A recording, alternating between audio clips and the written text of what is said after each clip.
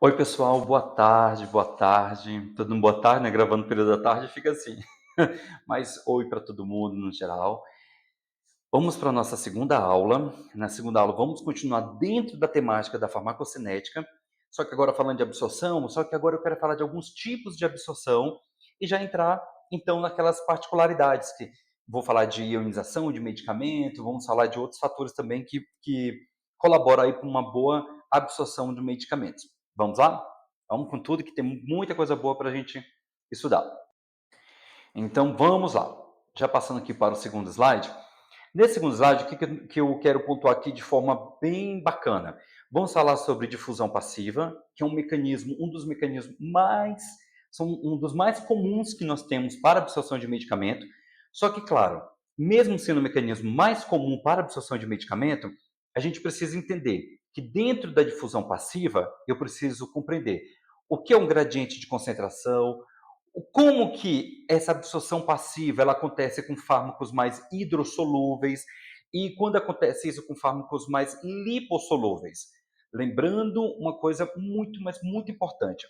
Quando eu falo de fármacos hidrossolúveis e lipossolúveis, eu tenho que levar em consideração o seguinte: a ionização. Porque o grau de ionização de um fármaco faz com que eu tenha um fármaco de característica mais hidro e um fármaco de característica mais lipo. Mas já vai guardando essa ideia, porque essa ideia ela é importante, esse entendimento ele é importante para outras explicações que nós vamos ter futuramente, beleza? Mas já começa a fixar essa parte que eu estou falando, tudo bem? Então vamos lá. Então, falando sobre difusão facilitada, ainda vamos falar, na verdade, assim, né? Vamos falar de três tipos de. Deixa eu voltar aqui, desculpa. Voltando. Então, vamos falar então da difusão passiva, vamos falar do transporte facilitado, vamos falar sobre transporte ativo. Cada um tem uma particularidade. Então, quando eu falo do gradiente de concentração, então existe uma força, né, uma força motora de absorção que ela é passiva. O que significa? Que no meio vai acontecer a absorção de um meio mais concentrado para um meio menos concentrado. Então vamos imaginar, o medicamento fez contato com a mucosa intestinal, ele está em maior proporção, então ele vai forçar uma passagem. Então isso é um gradiente de concentração. Mas para esse gradiente forçar a entrada, sem gastar energia, lembrando, nessa situação, tá? Ou o fármaco ele vai ter que estar na forma hidrossolúvel, ou ele estará na sua forma lipossolúvel.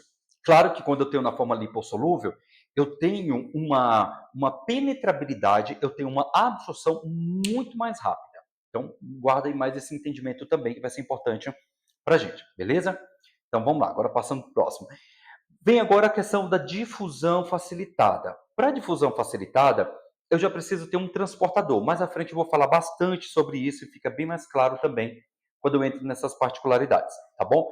Mas na difusão facilitada, né, um transporte, que nós chamamos então de transporte assistido, primeira coisa, o fármaco ele tem que ser reconhecido por esse transportador. Então ele tem que ter uma afinidade. Segundo, existe uma alteração conformacional desse receptor. Ou seja, o receptor está de um formato. Quando o fármaco entrar em contato com ele, precisa acontecer uma mudança. Então, essa mudança que facilita, então, a absorção do medicamento. Beleza? E a passagem? Então, ali eu tenho a passagem, existem alterações moleculares que vão acontecer no transportador para que esse fármaco, então, para que esse fármaco seja, então, reconhecido. E, por último, eu tenho um processo de liberação. Então, o fármaco ele vai ser liberado no interior da célula. Lembrando que eu estou falando de uma questão de absorção. Mas esse entendimento ele também é importante lá para a farmacodinâmica, que nós vamos chegar em breve.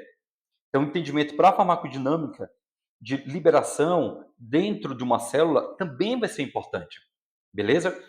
Lembra que na primeira aula, voltando rapidinho na primeira aula, eu falei sobre uma proteína chamada glicoproteína P, né? PGP. É aquela proteína que ela reconhece o medicamento e expulsa. Nessa situação aqui, exatamente isso. Ela é uma proteína xenobiótica, isso significa que ela não gosta, né? Ela é preconceituosa. Então, ela reconhece algumas classes de medicamento e eu tenho um transportador para aquele medicamento, só que eu também tenho um transportador reverso, que seria a PGP. Então, a PGP reconhece esse medicamento que já foi absorvido e devolve ele. diminuindo a concentração deste fármaco para o paciente. Então, aqui eu tenho a difusão facilitada. Então, a difusão passiva, que é a primeira, né? A difusão passiva, ela acontece por um gradiente de concentração, que vai depender das características hidrofílicas e lipofílicas. Nesse segundo, na difusão facilitada, eu preciso de um transportador. Aqui eu ainda não tenho um gasto de energia direto, né? Não tenho gasto de energia, mas eu preciso de um transportador. Por exemplo, existe uma proteína chamada, uma outra proteína. Nós somos ricos em proteínas, né, gente? Nosso organismo, nossa fisiologia, no geral, ela é rica em transportadores. Tem um outro transportador, é um transportador simples, de baixo peso molecular, chamada aquaporina. Olha o nome, aquaporina. É um transportador de água, das moléculas de água, para a gente poder absorver água. Então, pensa bem, um fármaco de característica mais hidrossolúvel irá ter um benefício pela difusão facilitada por esse transportador aquaporínico? Sim, uma, terá uma facilidade de absorção. Então, já guarda isso. Agora, claro que eu vou ter ali o transportador de outras classes de outro medicamento também. E pensando agora nos medicamentos também de característica mais lipossolúvel. Mas vamos andando aqui, que daqui a pouco a gente chega a isso. Chega nesse fator, tá bom? Então, algumas características da difusão facilitada. Não tem gasto de energia, depende de saturação. Então, pode ser saturado. Então, quando todos os transportadores estão ligados, isso tem um limite de absorção. Então, às vezes, diferente da difusão passiva, que eu preciso realmente ter uma concentração forçando a passagem, na difusão facilitada, se todas as proteínas transportadoras estiverem saturadas, o organismo ele vai dar um tempo antes de continuar o processo de absorção. Então, existe ele é saturável. Pode acontecer essa saturação. Existe competição? Sim. É só a gente pensar, por exemplo, em fármacos com características carregados, né? Fármacos ionizados, eles poderão competir com outros íons presentes ali, ou da alimentação, ou de líquidos que foram ingeridos. Né? Então, pode ter competição com íons como fósforo, magnésio, cálcio, ferro, cloro, sódio. Então, eu posso ter competição com outras moléculas, né? Pela questão de cargas que tem ali presente. Ou também, um mesmo transportador pode ser necessário para transportar esse medicamento. Um exemplo que eu gosto de dar para vocês é um transportador chamado de transportador de metal bivalente. Então, significa que é uma proteína que transporta tudo que tiver carga mais 2. Então, se um medicamento está no seu sal e também tiver carga mais 2, significa que pode ter competição naquele receptor. Ok? Então, esse é um entendimento bacana para a gente guardar o que acontece de pacientes apresentarem uma baixa absorção de alguns medicamentos e às vezes é algo que está acontecendo na própria fisiologia gastrointestinal dele que está tendo essas competições. E ao sabermos disso, a gente consegue entregar clinicamente, a gente orienta melhor o nosso paciente. Entendeu? Então, já né, sabemos que pode ter essa competição, beleza. E apresenta especificidade. Então, quanto maior for a especificidade, ou seja, quanto mais específica a estrutura do fármaco for em relação ao seu transportador, melhor vai ser o processo de difusão. Então, aquela questão de uma semelhança com o seu próprio receptor. E o próximo é o transportador ativo. Aí ele acontece contra um gradiente de concentração, né? Contra um gradiente. Então, é um transportador mais específico, tá bom? Ele vai envolver receptores, envolve transportadores proteicos também, só que com uma característica muito mais biologicamente mais pontual. Há um detalhe: os transportadores, lá na difusão facilitada, não necessariamente, eu esqueci de pontuar isso, então lembrei agora. Não necessariamente, lá na difusão facilitada, o transportador ele tem que ser um transportador transmembrana. O que significa? É o transportador que ele está em contato com o meio interno e o meio externo, perdão, o meio externo e o meio interno da célula, beleza? Ele pode ser um transportador de ancoragem, que significa que é uma proteína que ela está numa superfície da membrana, ela reconhece o medicamento, só que ela tem que mudar de conformação. O que que acontece? Ela pode fazer um processo de invaginação para depois empurrar o fármaco para dentro da célula, ok? No transporte ativo, não. Eu tenho uma proteína que ela passa do meio extra para o meio intracelular. Então, quando ela abre, ela vai abrir na sua totalidade. Ela abre para que todo o medicamento possa passar por ela, sem precisar ter nenhum aprisionamento e mudança de conformação. Aqui tem um detalhe: esse tipo de transporte, eh, esse tipo de transporte, ele gasta energia. Ele depende de ATPase, por exemplo, ele vai depender de gasto de energia. Então, alguns transportadores que nós vamos ver à medida que nós avançarmos no curso, quando nós entrarmos em classes farmacológicas pontualmente, apesar que na dinâmica eu vou falar um pouco sobre isso, sobre os segundos mensageiros. Então, o segundo mensageiro gasta muita energia. Ele precisa de um transportador, mesmo sendo um transportador transmembrana, perdão, um transportador de ancoragem, ele gasta energia, ele precisa de um tempo. A gente vai ver que isso é uma característica importante desse tipo de transporte também, beleza? Então aqui eu tenho um transporte específico, altamente específico. Ele tem que ter uma semelhança, o fármaco tem que apresentar uma semelhança muito grande com o seu receptor.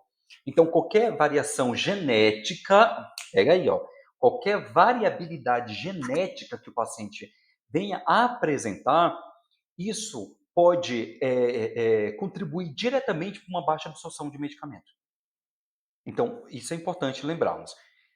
Energia, já falei, é contra um gradiente de concentração, o que significa que ele tem a capacidade de mover fármacos de uma região com baixa concentração para uma região de maior elevação.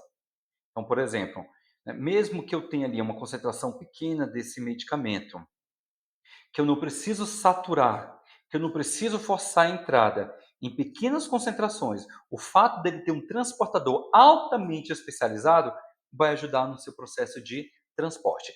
Pessoal, em fichas técnicas, né, em fichas, eh, nos livros e nas fichas técnicas dos medicamentos, a gente consegue encontrar essas informações, o tipo de absorção que esse fármaco ele tem. Então, muitas vezes, na dúvida, se a gente quer entender um pouco melhor como é que funciona isso, basta a gente correr nessas informações, tá bom? Então, já fica aí uma dica importante, beleza?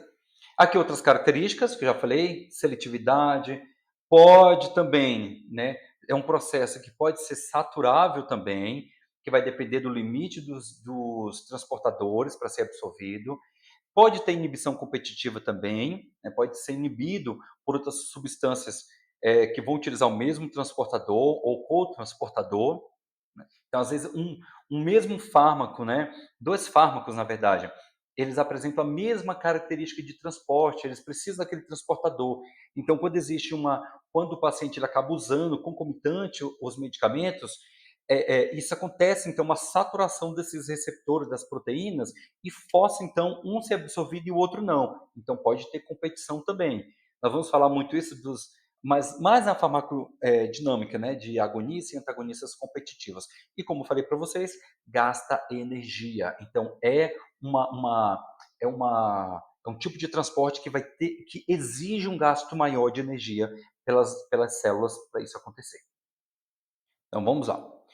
E claro, falando de um outro processo, que é chamado então de endocitose. Tem alguns livros que vão falar em vaginamento, em vaginação, enfim, mas aqui a gente tem a endocitose, que seria esse engolfamento celular. É quando tem um reconhecimento, a membrana ela reconhece uma estrutura, principalmente estruturas grandes. Aqui tem um detalhe. Esse tipo de transporte ele acontece quando eu tenho moléculas de alto peso molecular. Então, fármacos que apresentam um alto peso molecular, eles vão precisar ser então absorvido por endocitose, tá bom? Então, o fármaco é muito grande, ele não tem, mesmo que ele apresente características de compatibilidade com a membrana celular, vai precisar ele tem um alto peso molecular, ou ele está na forma de pellets também, esses pellets então vão ser absorvidos. Um exemplo de um fármaco em formato de em pellets, é o omeprazol, né? Tem outros também. Tem um que é no formato de pellet, eu estou tentando resgatar aqui da memória, que é tipo uns grãozinhos, você até sacode, você dá para ouvir ele também. Tem alguns medicamentos antidepressivos que também pode vir no formato de pellet. Então são grandes, eles vão formar uma endocitose para ser absorvido, tá. Então a invaginação, acontece a internalização e obviamente essa vesícula, ela é transportada até no interior da célula, e dentro desse interior da célula, ela vai então eclodir, né, ela acontece um processo de abertura, liberando então aquele endossomo que foi formado. Então, aquele endossomo formou e entrega a medicação no interior da célula. Só que também a gente tem a exocitose, que é uma liberação então da célula. É o contrário agora. Endocitose forma um encapsulado. A exocitose é diferente. Então, eu tenho um empacotamento de uma célula, ou de uma substância, né, na verdade, dentro da célula, tem o transporte para a membrana da célula e depois eu tenho a fusão, a liberação desse composto para o meio extracelular. Então, é ao contrário. Quando que isso acontece? Eu não tenho um medicamento que vai sofrer isso, mas eu tenho um medicamento que induz uma exocitose. Por exemplo, medicamentos que vão induzir, né, a produção de hormônio. Então, aquela célula vai ser estimulada a produzir hormônios, como testosterona, qualquer outro hormônio, então, não é um medicamento, se não for um medicamento que seja um análogo àquele hormônio, então ele vai estimular aquela célula a voltar a produzir mais hormônio. Então, liga-se no receptor, estimula a célula a nível de DNA, para então estimular aquela célula a produzir um hormônio.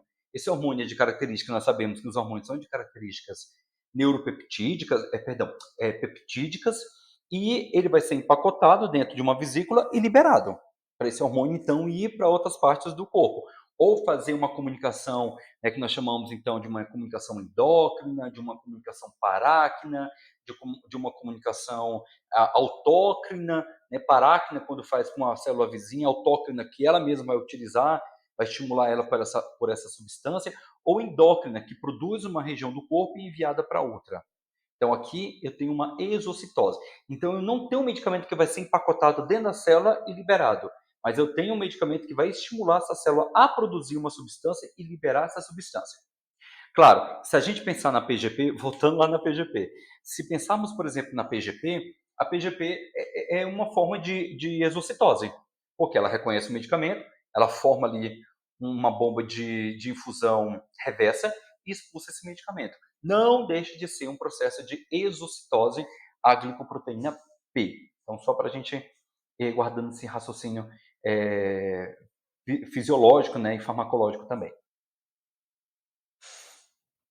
Aí que tem alguns exemplos, eu falei, né, de alguns, mas por exemplo, endocitose, vitamina B12, ela é molécula grande, então ela tem que formar um endossomo para ser absorvido. Exocitose, dei o exemplo de hormônio, mas também tem uns neurotransmissores que são bons exemplos para a gente pontuar sobre isso. Então aqui tem algumas diferenças. Lembrando que a endocitose da vitamina B12, ela depende do fator de absorção, que é o IFG2. Então, o IFG2 depende do ácido clorídrico, produzido nas células gastrointestinais, né? Lá na região do antro do estômago. Então, qualquer coisa que interfira na produção de ácido clorídrico vai refletir diretamente na absorção de vitamina B12, porque não forma o complexo IFG2 e vitamina B12 para formar, então, um endossomo para ser absorvido. Tudo bem? E da mesma forma da exocitose, hormônio, neurotransmissores. Os nossos neurotransmissores, eles são empacotados dentro de vesículas e à medida que o sistema nervoso central precisa, vai sendo liberado esses neurotransmissores, que a todo momento nós precisamos, né? A todo momento a gente está precisando de demandas aí de neurotransmissores para termos reações neuroquímicas. Aqui eu coloquei alguns exemplos, essas imagens ficaram perfeitas. Aqui mostra dois exemplos de transporte passivo, tá bom? Então aqui eu tenho um transporte passivo através da membrana direto, uma molécula, que eu tenho uma molécula de um medicamento que passa livremente através da membrana, tá bom? E eu tenho aqui um outro transporte passivo também, que usa, por exemplo, o canal aquaporínico. Então, aqui eu tenho as moléculas do medicamento que utilizaram os receptores aquaporínicos para serem então transportados. Então a gente já sabe que aqui são fármacos que apresentam uma característica mais hidrossolúvel, né? E aqui eu tenho um transporte passivo de uma molécula mais também de característica lipossolúvel, porque passa através das membranas da bicamada lipídica. Aqui é um outro exemplo que eu coloquei para vocês. Aqui eu tenho uma molécula também, né, dois exemplos de medicamentos. Um receptor mais hidrofílico, e aqui eu tenho uma molécula, acho que não sei se meu mouse está passando, dá para vocês verem, mas essa parte mais à direita, que está escrito, né, lipídio, solubilidade de droga lipídica, né, que do inglês lipid soluble drug. Então aqui eu tenho uma molécula que essa molécula, pelo fato dela ser mais lipídica, ela vai passar através da membrana, né, entregando para o meio intracelular ali o medicamento, beleza? Então aqui é um exemplo desse tipo de transporte é, é, passivo, né? Transporte passivo. Aqui eu tenho um transportador facilitado, como eu expliquei para vocês. Então, eu tenho um transportador, a molécula vai ligar-se a uma parte do transportador, essa é a imagem de cima. Vai fazer a ligação com essa parte superior. Ao fazer essa ligação na parte superior, essa proteína, ela tem que mudar de conformação, e ao mudar de conformação, ela entrega o medicamento no meio intracelular. E o transporte ativo, ele precisa obrigatoriamente gastar energia para isso acontecer. Então, tem uma parte da membrana do transportador aberto, quando o fármaco faz a sua ligação, ele tem que fazer então uma abertura na parte do meio intracelular. Tá? Então, no primeiro, eu tenho uma mudança, e aqui eu preciso ter abertura de todo o canal. É um facilitador e o outro é um transporte ativo com gasto de energia. Então, esses são os pontos que a gente tem que levar em consideração. E aqui é um exemplo de uma absorção através da endocitose. Tá? Da endocitose. Forma-se, então, tem uma molécula de alto peso molecular, forma-se na membrana da célula uma endocitose por afinidade com o medicamento, e então ele é absorvido, né, de forma inteira para o meio intracelular. Aí, claro, no meio intracelular, eu tenho ali a liberação do medicamento por essa endocitose. No caso da exocitose, é só pensar tudo isso ao contrário. Tá? É só pensar ao contrário, porque também a endocitose não deixa de ser uma molécula de alto peso molecular. Então, forma-se um transporte reverso dele, beleza? E eu incluí aqui também, aqui, gente, é uma barreira, é a barreira hematoencefálica, tá? Então, aqui eu tenho o blot barreira Brand. Então, aqui eu tenho a barreira hematoencefálica, que são as meninges, né? As meninges que recobrem o sistema nervoso central e a região da medula espinhal. Vejam a complexidade que é a barreira hematoencefálica. Ela tem altamente células de defesa, ela tem 3 membranas, ela é extremamente vascularizada e rica em células de defesa. Então, para um fármaco conseguir passar essas camadas da membrana, das meninges, ele tem que ter uma afinidade muito grande pelas essas membranas, porque não tem transportadores específicos. Então, já entende o seguinte: se a membrana celular ela é formada por uma bicamada fosfolipídica, ela é constituidamente, né, uma camada fosfolipídica. Eu tenho a parte externa, que são os fósforos de característica hidrofílica, a parte central, que é mais lipofílica. Então, para conseguir passar por essas 3 membranas, o fármaco ele tem que apresentar todas as características lipofílicas. Então, um fármaco, para conseguir chegar no sistema nervoso central, ele passar, porque ele vai primeiro, né, pelos capilares, pelos vasos, para então entrar em contato com as meninges. Ele tem que driblar as meninges, ele tem que ter afinidade por essas meninges. Primeiro, por todas as características que elas apresentam, e também por ter uma alta seletividade, o sistema de defesa ser extremamente bem elaborado. Então, tratamento de pacientes tratamento com pacientes com meningite, seja viral, seja bacteriana, seja fúngica, são tratamentos que o medicamento ele precisa realmente apresentar uma afinidade e extraordinária com a membrana hematocefálica, com a BHE, né, por conta dessa afinidade, por conta dessa, seletividade que ela apresenta. E, claro, estou falando de meningite, mas fármacos também, como os antirretrovirais, que são os medicamentos usados para pacientes com HIV. Esses medicamentos, eles aí eu falo um fator histórico agora, né. No início do tratamento dos pacientes com HIV, os medicamentos que tinham disponíveis, eles não conseguiam ter uma boa passagem pela barreira hematocefálica. Consequentemente, o vírus ele encontrava um santuário no sistema nervoso central. E ali ele ficava livre para conseguir fazer toda a replicação do vírus. Então, mesmo quando o paciente tinha um tratamento, ele encontrava-se com uma carga viral indetectável, né, ou baixa carga viral sistemicamente, mas o sistema nervoso central ele não tinha a proteção dos medicamentos. Então era comum, teve vários relatos, teve até em meados dos anos 2000, houve diversos relatos, isso no mundo, de pessoas com HIV, mesmo em tratamento, desenvolveram quadros de demência, problemas neurológicos, cognitivos, porque o sistema nervoso central não estava protegido. Só que depois, com o advento de mais tecnologia, da nanotecnologia, hoje nós sabemos que os antirretrovirais, eles apresentam uma afinidade pela passagem hematocefálica extraordinária. Então, por quê? Porque são mais lipossolúveis. E por serem mais lipossolúveis, vão passar também com maior efetividade através da membrana hematocefálica. Então, um ponto interessante que a gente precisa trazer para vocês. Claro que em situações extremas, onde eu não tenho um medicamento que seja altamente lipossolúvel, o médico ele vai ter que fazer a introdução do medicamento direto, fazendo a perfuração das meninges, que foi a nossa primeira aula quando eu falei sobre a via intratecal. Então, a via intratecal ela vai funcionar exatamente para isso, para fazer esse processo de introdução direta. É claro, né, tem todo um cuidado tem todo um cuidado com o paciente antes da realização desse procedimento. Vamos lá.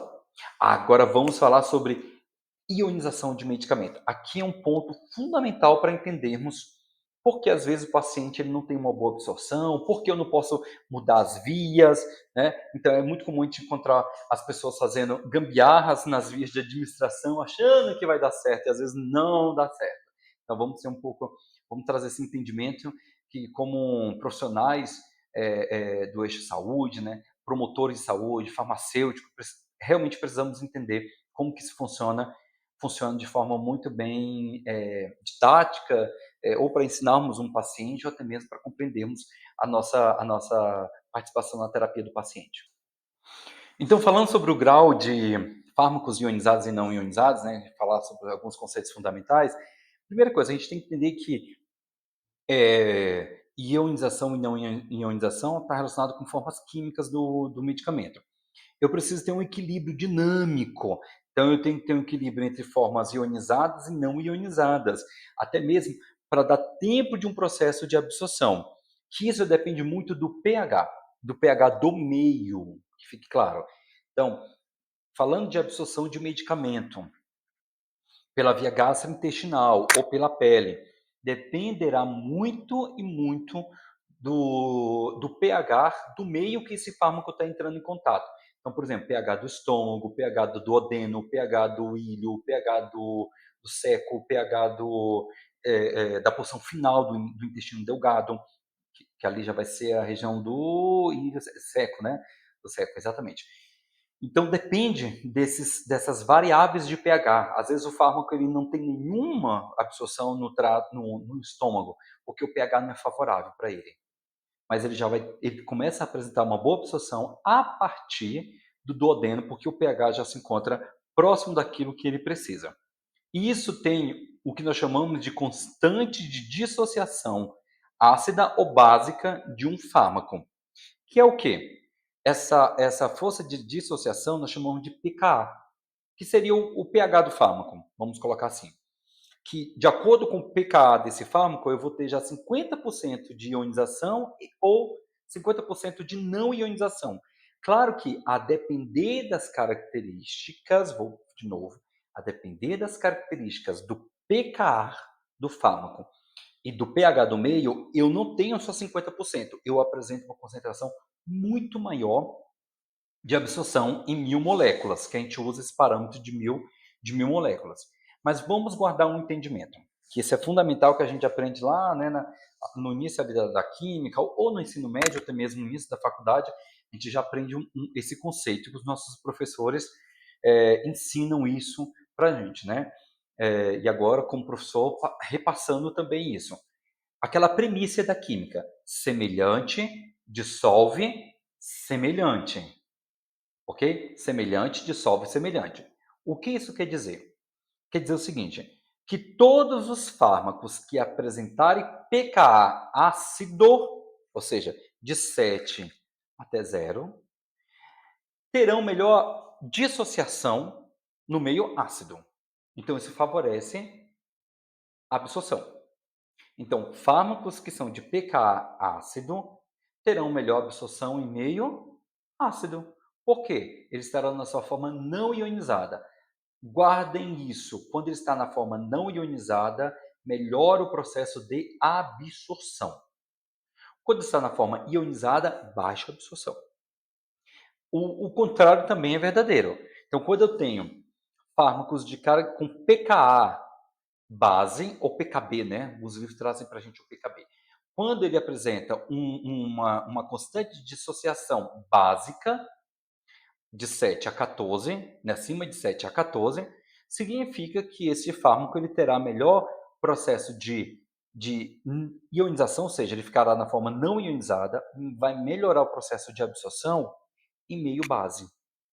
Então, se um fármaco desse que apresenta um pK, né, base, quando ele passar pelo estômago, ele não terá nenhuma disponibilidade. Às vezes até tem, mas mínima, por conta que não existe ali uma afinidade com o pK e o pH do meio. É só a gente pensar naquilo assim, eu acredito que todo mundo já ouviu isso, quando o dentista fala: "Ah, a anestesia não pega quando o dente está inflamado ou infeccionado, então não dá para tratar seu dente se ele continuar inflamado ou infeccionado, porque você não vai aguentar a dor, né, porque a anestesia não vai pegar". Por quê? Os anestésicos, eles apresentam como característica um pH ou um pKa, né, base, um pKb base, né, são básicos, eles são bases fracas, que nós chamamos. Apesar que alguns também vão apresentar ali uma base forte. Quando existe um processo infeccioso ou inflamatório em qualquer tecido, a presença da inflamação, até o fato de ter inflamação, e se tiver inflamação e processo infeccioso, o pH daquele tecido é ácido. Então, é semelhante? Não é semelhante. Quando foi introduzido esse anestésico no local onde está extremamente inflamado, com pKa, com pH ácido, base com ácido, eu vou ter protonação. Então, se está protonado, ele está na sua forma ionizada. Não vai ter liberação do fármaco. Por isso que não funciona. Então, o que, que o cirurgião dentista tem que fazer? Né? O que, que o dentista tem que fazer? Ele primeiro trata o processo infeccioso, o processo inflamatório, para depois entrar com a intervenção ali junto com o paciente, né? Ou fazer limpeza, enfim. Não é minha área a odontologia, mas essa parte, com certeza, ela fica fácil de entendimento. Tudo bem? Então, tudo isso para a gente poder compreender a parte da ionização do fármaco. Então, por exemplo, a aspirina, se a gente pegar o pKa da aspirina, do ácido acetilsalicílico, ele apresenta um pKa entre 3,56 a 4,28, né? A depender ali de alguns laboratórios. Então, ele é um fármaco de característica ácida. Ele é ácido. Então, quando ele entra em contato com o estômago, que também tem um pH ácido, ali vai acontecer uma maior liberação, uma dissociação desse fármaco, uma liberação do fármaco para ser absorvido, porque ele ficará na sua forma mais não ionizada. Quando a gente ouve a explicação, né, não ionizada, a gente pensa que é uma coisa ruim. Não, nessa situação não. Muito pelo contrário, a gente quer que o fármaco fique na sua forma não ionizada, porque quando ele ficar não ionizado, significa que eu terei mais absorção. É isso que a gente tem que guardar. Tudo bem? Então, vamos lá, continuando. Então, os fatores que vão influenciar, já falei um pouquinho, O pH do meio vai influenciar a ionização, isso é importante. A temperatura também pode afetar o grau de ionização, né, se aumentar a temperatura ou baixar a temperatura fora dos parâmetros fisiológicos, né, de 37 graus, isso muda também, influencia no processo de ionização do medicamento. Natureza do fármaco, né, se o fármaco ele vai liberar mais prótons, ou se ele não vai liberar os prótons, ele vai ter mais característica de ter hidroxila ou hidrogênio, aí entra aquela questão do ionizado, não ionizado, hidrossolúvel, lipossolúvel, e o valor de pKa do fármaco. Então é importante, às vezes, com o tempo que a gente começa a ter essa prática clínica, a gente começa a memorizar alguns pKas, né? A gente começa a memorizar. Mas também não tem problema nenhum se não memorizar. Não existe essa, se eu não memorizar vai dar problema para mim. Não, não dá problema. É, os próprios fabricantes, os próprios laboratórios, eles entregam para a gente as bulas específicas para isso, né? Eles entregam as bulas que a gente consegue consultar lá o pKa. Ou até mesmo com o tempo você cria a sua tabela de pKa, que vai ficar fácil também para você conseguir consultar nos momentos oportunos, tá bom? Então, são algumas dicas que a gente vai já pontuando para vocês. E algumas implicações aqui na ionização, na absorção. Então, permeabilidade vai ser um grande diferencial. Então, já falei que a forma não ionizada vão atravessar as membranas celulares com muito mais facilidade, diferente da forma ionizada. Tá? Então, a gente usa até assim, uma forma para ficar fácil. Não ionizado é mais lipossolúvel. Então, vai ter melhor penetrabilidade. Ionizado é hidrossolúvel, tem dificuldade de passar as membranas, então precisa de um transportador específico. Ele tem que encontrar o seu transportador específico. Por isso que nós entendemos que a ionização ela é um fator determinante para a absorção dos medicamentos. A influência do pH gastrointestinal, como já falei para vocês, olha aí, o estômago apresenta um pH de 1 a 3. O intestino vai apresentar um pH entre 6 e 7. Isso eu estou falando desde o início do intestino, né, na região do duodeno. O duodeno, por exemplo, tem uma variação de pH entre 6,48, né, 6,48 a 6,6 mais ou menos. À medida que vai caminhando, né, quando eu vou para a direção mais central do intestino delgado, eu já encontro um pH mais próximo de 7. Então, observem que isso influencia diretamente o medicamento. Às vezes o medicamento ele é um medicamento que ele apresenta, por exemplo, um pKa de 8. Então, eu sei que no estômago ele não vai ter boa absorção. A partir do duodeno, melhora a absorção. Quando eu alcançar a porção do ilho, que é mais base, aí eu tenho uma melhora significativa de absorção desse medicamento, tá bom? Então, esse é uma característica que a gente precisa guardar. Pode acontecer um aprisionamento iônico, isso é um fenômeno, desculpa, que o fármaco, gente, ele pode ter um acúmulo em um compartimento onde esse pH vai favorecer muito a sua forma ionizada. Então, se eu tenho um local que é extremamente, que deixa esse fármaco ionizado, isso pode aprisionar o fármaco por um tempo maior. Por isso que eu tenho, né, por isso que hoje eu tenho, é ótimo. Por isso que os laboratórios, as indústrias farmacêuticas produzem medicamentos revertidos, porque pensa bem, um medicamento revertido, gastroresistente, significa que ele vai passar pelo trato gastrointestinal e não irá sofrer nenhuma interferência do pH do estômago. Ele passa ali, ó, ileso. Ele vai ter tempo de chegar no pH onde é favorável para ele, beleza? Agora, se ele não tivesse esse revestimento, quando ele entra em contato com um pH que é muito diferente do pH de absorção, imagina, um pH ácido do estômago e um pKa de um fármaco, vamos colocar aí, de 8, a chance desse fármaco ficar aprisionado por um tempo maior, né, o aprisionamento iônico ficar naquela região é muito maior. Então, até ter a motilidade, até o estômago ter toda a motilidade, conseguir conduzir esse fármaco para o duodeno, que começa a favorecer, isso pode demorar muito, muito. E a gente sabe que o paciente ele precisa de uma resposta farmacológica, não dá para esperar tanto. Motivo porque hoje nós temos os medicamentos revertidos. Lembra que eu falei não partícula comprimida e muito menos partículas comprimidas revertidos?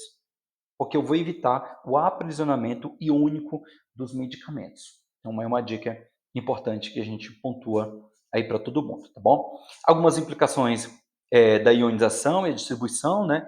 Aqui mostra não ionizado, lipossolúvel, é o que a gente mais precisa. Parcialmente ionizado, uma porção menor. E totalmente hidrossolúvel, uma porção ainda menor. Aqui fala, então o gráfico ele vai ilustrando principalmente a capacidade relativa de fármacos de atravessar algumas barreiras biológicas, que obviamente precisam ser mais lipossolúveis, tendo um maior facilitador para isso acontecer. Tá bom? E um exemplo que eu coloquei aqui é um exemplo da barreira hematoencefálica. Então, quando eu tenho aqui fármacos que sejam mais não ionizados, olha a proporção. Aqui a gente tem aqui praticamente 85 a 88% de absorção quando o fármaco ele é lipossolúvel na barreira hematoencefálica. Contra parcialmente ionizado, aqui dá mais ou menos uns 10, talvez uns 10%, né? E totalmente ionizado, colocando uns 5%. Então, para ilustrar que, dependendo das características da barreira que precisa o fármaco atravessar, eu terei proporções completamente diferentes no processo de absorção. Aqui eu estou falando de um fármaco oral. Agora, se for um fármaco intratecal, que é direto, eu tenho 100% ali do medicamento disponível. Então, temos que levar em consideração isso também, ok? Aqui tem algumas implicações que eu quero falar sobre a ionização do metabolismo e também na excreção. Essa parte é importante, por quê? Não que todas as outras não sejam, né? Mas o que eu quero pontuar aqui é o seguinte: então o pKa do fármaco só vai influenciar na absorção. Não, a metabolização também. Então, muitas vezes, quando faz a introdução de um medicamento por via EVER, a depender do pH dele, eu vou ter uma dificuldade de metabolização desse medicamento, por vários fatores. Tá? Por vários e vários fatores. Um deles porque o próprio sistema hepático, até os próprios hepatócitos, eles apresentam um grupo enzimático que são o citocromo P450. O próprio grupo enzimático P450, que nós vamos falar também detalhadamente em uma aula, na terceira aula, essas enzimas são responsáveis em fazer já a metabolização do medicamento. Então, essa metabolização já diminui a disponibilidade do medicamento de forma ativa. E se esse medicamento, se esse fármaco ainda não, para piorar, né, se ele não for compatível com o pH, do sistêmico, né, o pH do sangue, eu vou dificultar ainda mais isso. Por exemplo, o sangue, nós temos o pH do sangue, nosso sangue ele tem uma variação entre 7,35 a 7,45. Então, pensa bem, se introduzir um fármaco de pKa abaixo disso, né, de característica mais ácida, então significa que esse fármaco ele vai continuar um tempo muito maior na forma ionizada, de pouca disponibilidade para ser metabolizado. Então, quanto mais próximo for, melhor vai ser. Então, esse fármaco ionizado, que não tem disponibilidade para ser, então, metabolizado, ele vai ser excretado. Então, ele não fica, ele vai embora. Isso pode ser um fator determinante também. Claro que, né, a depender do paciente, eu vou ter que introduzir o medicamento no paciente, fazer uma dose de ataque e depois vou fazendo a manutenção desse medicamento no paciente. Mas a metabolização vai ser fundamental para isso. E um detalhe, o fígado, né, os hepatócitos apresentam a sua faixa de pH também. Só que pode ter variações de acordo com algumas patologias. Por exemplo, a gente sabe que o pH do fígado ele tem uma variação entre 8, olha só, entre 8 e 8,5. Então, fármacos que apresentam essa característica mais básica terão uma melhor metabolização. Fármacos que apresentam uma faixa menor, mais ácida, terão uma baixa absorção. Perdão, uma baixa metabolização. Então, vão demorar mais a ter um processo de metabolização. Isso estou falando do fígado, né, de um paciente que esteja funcionando sem nenhuma patologia presente. Porque se for um paciente que apresenta, por exemplo, uma cirrose, que apresenta uma hepatite, todo o pH ali está mudado. Existe um processo inflamatório. Lembra que eu falei sobre o processo inflamatório? Inflamação modifica o pH ele fica mais ácido. Então, a depender do medicamento, ele também vai sofrer ali um processo de metabolização. Mas nós vamos ter um momento para falar sobre metabolização e eu volto a falar sobre isso. Mas já guardem que sim, o pH do principal órgão metabolizador, que é o fígado, influencia significativamente na disponibilidade, no grau de dissociação do medicamento. Tá? Influencia diretamente. Então, eu tenho que buscar o mais compatível que for ali o pKa do fármaco que foi introduzido no paciente, principalmente se eu pensar na via EV. Se for por via oral, né, pela via gastrointestinal, também vai ter essa influência, por isso que é importante saber qual é o pH, a concentração. Não é à toa que medicamentos por via oral têm uma concentração maior.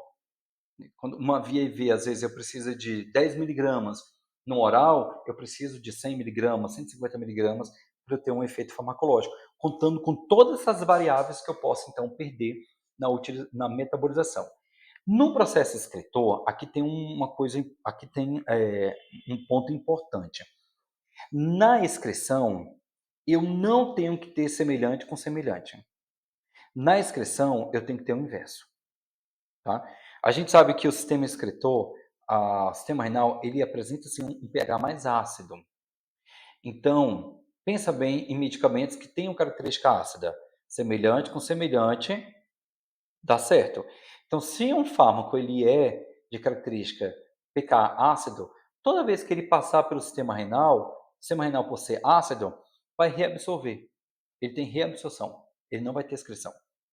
E o que o fígado faz, então, para resolver isso? Aí nós temos a segunda fase de metabolização de medicamentos, e nós vamos explorar isso bastante. Na segunda fase do medicamento, ele vai ser conjugado. Ele pode ser conjugado, por exemplo, com uma hidroxila. E nós sabemos que hidroxila, hidrogênio, excesso de hidrogênio, derruba o pH, deixa ele ácido. Hidroxila deixa o pH base. Então, no momento que esse fármaco for metabolizado na fase 2 e ganha hidroxila, quando ele passar pelo sistema renal, que é ácido, não é semelhante mais. Então, por não ser semelhante, o que vai acontecer com esse medicamento? Ele é excretado. Enquanto o fármaco apresentar a mesma característica do pH do sistema excretor, ele é reabsorvido. No momento que ele mudar, que ele ficar mais base, ele é excretado. Então muda, é o inverso. Tá? Na absorção, não. Na absorção semelhante com semelhante, aumenta a absorção. Ou semelhante ácido ou semelhante base. No sistema excretor, não. Na excreção, eu tenho que ter o inverso. Eu tenho que ter os contrários devem existir. Né? Então, se é ácido vai ser reabsorvido. Se for base, vai ser excretado. Então, tem esse detalhe que é importante a gente observar na hora de falar sobre dessas características. Aí coloquei aqui o exemplo para vocês do ácido acetilsalicílico, né, da aspirina, apresenta um pK de 3,5, o trato gastrointestinal, o pH é de 1,5 a 3,5, né? E o pH do sangue é de 7,4. Olha só, olha essa dinâmica como é interessante a gente observar. Nesse caso, por exemplo, ele vai ser bem absorvido no estômago, ele tem um grau de dissociação alta, só que quando alcançar o sangue, ele volta a ser ionizado. Então agora ele precisa chegar até o fígado ser metabolizado para aumentar essa capacidade de ter um pKa próximo do pH do sangue para conseguir ser transportado ou ligar as proteínas plasmáticas.